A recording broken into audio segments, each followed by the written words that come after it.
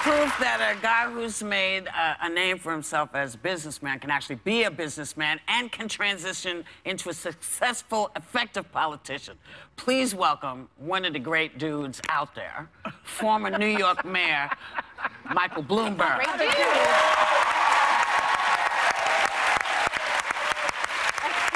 Great dude. I don't think anybody's called me a great dude in 75 years. Well, you know. We like you. We do like you, you know. We miss you. So, as I recall, there was a point when you were not a big fan of the gentleman who's now in office as president. No, I never said that. Really? You didn't call him a dangerous demagogue? I said that I thought that out of the two candidates running, he was not the one that you should vote for. You should vote for the other one, who I still had some issues with. Right. But right, I was very careful in what I said, and I meant it. Okay. All right. Well. But did you think he was a dangerous demagogue? I don't think I used the word demagogue. What about con man? I did. That I did. Con man. I remember that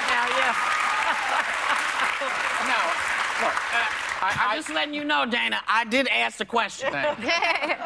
let's just all hope that Donald Trump is a good president of the United States. He's our president, and we need this country to be run well. I didn't vote for him, but I think I would not make the mistake. Mitch McConnell said when Barack Obama was elected, let's make him a one-term president. Yeah. Let's not make this work. And I thought, that's our country. That's my kids and my grandkids. We have to make it work. You have an election. Whoever wins, then we got to get behind and work. And you can run against somebody else. But the difference between America and some other countries, in other countries, if they lose an election, they try to tear down the government. They try to have a revolution. We should sit back and say, okay, 4 years from now, how do I get my person, my woman, or my man elected? And that's very different. Well, wait a second.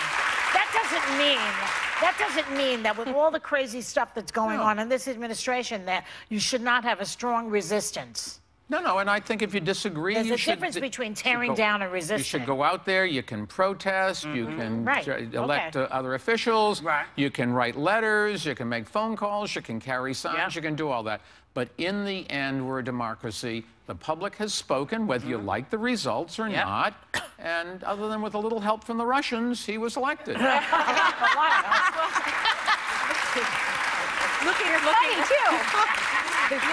Looking forward, I mean, Ossoff's lost last night in the 6th District of Georgia. What can Democrats do differently in terms of messaging, just in terms of, I don't know. Well, I think you've got to understand, local elections are local, and generally they revolve around local issues, a school bus or a roof on a YMCA, or whether you can use bicycles on the sidewalks and things like that. Should be able to do that. Okay, but whether I don't happen to agree with you, but I will defend your right to be wrong. Trust me, I'll do that.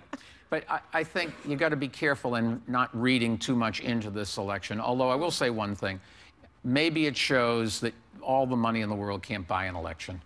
That we focus on money. Why? Because there's a lot of people who make money, the advertisers, the stations, news stations, television stations, whatever.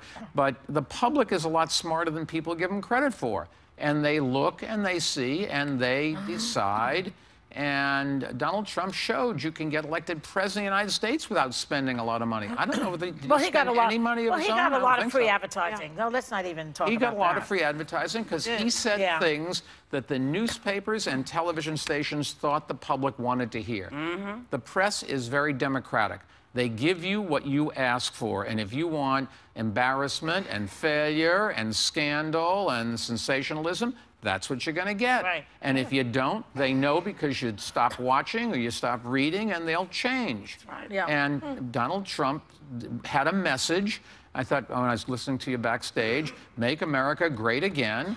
And it I don't know what the again means, because we're better today than we've ever been. Still, that's the truth. Let me get to your before we run out of time. Your point. Because a lot of people are very upset that Trump is pulling out of the Paris Accord. You are one of them. You have defied the president by personally pledging $15 million, a drop in the bucket for you. Right? Real money. Put a few more. So what do you think? Why is this so important to you? Well, keep in mind, America is halfway towards meeting the goals that we agreed to already, and we still have 8 years to get the other half done, so we're going to get it done. It was not done with any real help from the Obama administration, and it's certainly not going to be done with any help from the Trump administration. It was done by private citizens, buying more efficient fuel more efficient cars, by painting their roofs white so it reflects heat off the sun. It's done by corporations putting up solar panels and stopping polluting. It was done by a lot of people getting behind and helping with the economics, close coal-fired power plants, so we're putting a lot less crap in the air. That was what was done, and that's going to continue. And the U.S. government is still a participant in this, even if Donald wants to drop out for the next 4 years. That's just the way the deal works. Good to know. During that 4 years, I assume they will pay the $15 million, which we owe as our share of supporting the organization that keeps score. And I said, if they reneged, and we're not a country that should renege on, particularly on $15 million or anything, I said, well, I'll give up the money. I'll give the money if you needed it, but I don't think you're going to have to do that. I assume the American government's going to pay what it committed to pay, even if it doesn't like it. You make a commitment, you live with it. You stick with it. Yeah. Now, saving the environment is your primary focus right now. You've done such incredible work with common sense gun control and reform, but you have a new documentary called From the Ashes. Yes. And it looks at the coal industry. Yes. Now, do you believe that President Trump will be able to bring back the jobs that he promised American coal workers? There's no chance. The jobs that are in the coal industry, most of them will continue to go away the way they've been doing it. Today, there's only 50,000 people working in coal. Only 15,000 of those are miners. In 1980, there were 250,000. Back in the 20s, there were 800,000.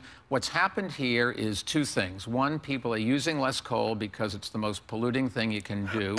And what's happened also is renewables, solar and wind, as well as natural gas, have become cheaper. So people are buying other ways to generate electricity rather than coal. So the demand is going down.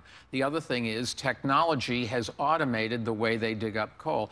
And that's happening in the retail business. It's happening in the news business. It's happening everywhere. And so we've got to find some ways to create jobs for people going forward, because a lot of the jobs they have now just aren't going to exist, and that's certainly true of the coal miners' jobs. And one of the things Bloomberg Philanthropies is working on, we're trying to support 3 organizations which retrain coal miners to other jobs.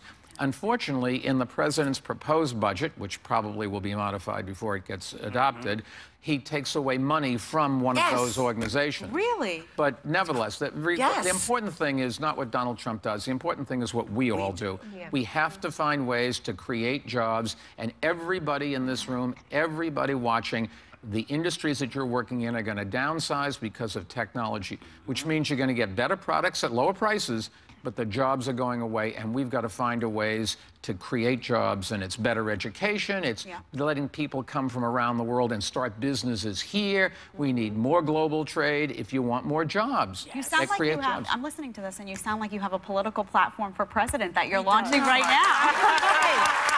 And you thought about running against Hillary Clinton and Donald Trump. Is that a possibility? The only presidency I'm thinking about running about is my block association.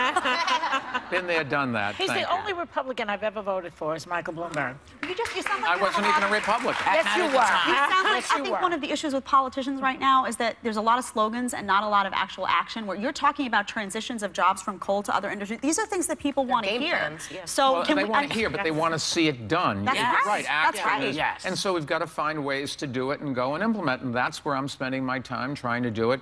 And I take all the profits from my company and put it into the foundation. The foundation's going out and doing these kinds of things. Can't do everything. Do you trust keep doing that, because he's making a bigger difference than most politicians. I don't know about that, but... Do you trust the free market ultimately to fix some of these things, like the coal, the transition to clean energy? I think there's no question that capitalism is the economic model that works. Socialism did not work.